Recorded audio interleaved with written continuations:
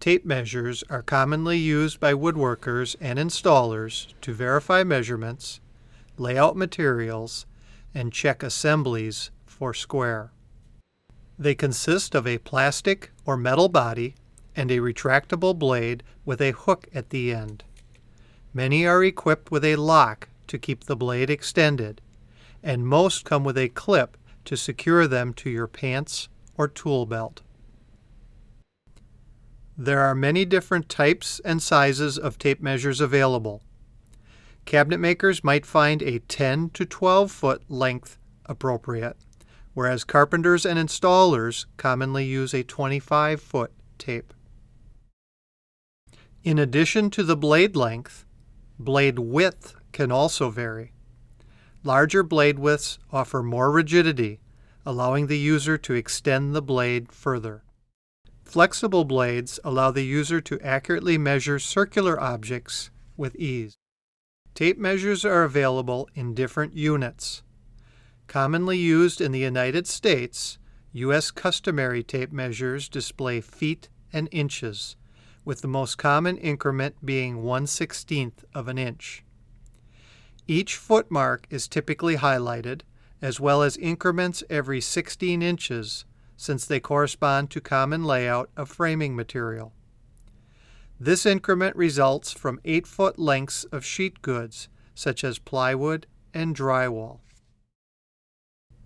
Though less common, some tape measures also have marks at 19.2-inch increments, this also being a division of 8 feet. Dual scale tape measures feature both metric and U.S. customary scales. If you work strictly in metric, you may prefer a metric-only scale. Some tapes allow the user to make marks directly on the blade, as well as recording measurements on the body of the tool. No matter what kind of tape measure you have, handle it carefully to ensure accuracy. This includes not letting it fall and not letting the blade retract at full speed. Some tape measures have a built-in brake to slow the blade down as it gets to the end to prevent damage to the tip. If it doesn't, use your fingers to slow the blade as the tip gets near the casing to prevent damage. Make a habit of frequently checking your tape measure with a known standard. This is especially important when working in a group setting where individuals might be using more than one tape measure. The tip on a good tape measure slides to compensate for the thickness of the metal hook when taking inside versus outside measurements. When taking an inside measurement, such as between these two jambs, the tip is pushed inward equal to its thickness. Some tape measure manufacturers label the dimension of the tape's body. Add this amount to the reading to get the overall length for inside measurements. When taking an outside measurement, such as the length of this sill, the tip extends to provide an accurate reading. If the tip becomes bent, the tape measure will not read accurately. It will need to be carefully bent back to its original position. In this video, you have already seen internal and external measurements. There will be times when you will have to adapt to unique situations when taking measurements. For example, when measuring vertical heights, let gravity be your friend. Starting with the tip at the floor allows you to keep the blade in compression so it doesn't flop over on you. The downside is it may be difficult to read your tape from a distance. An alternative is to measure both up and down, making a mark and adding the two measurements.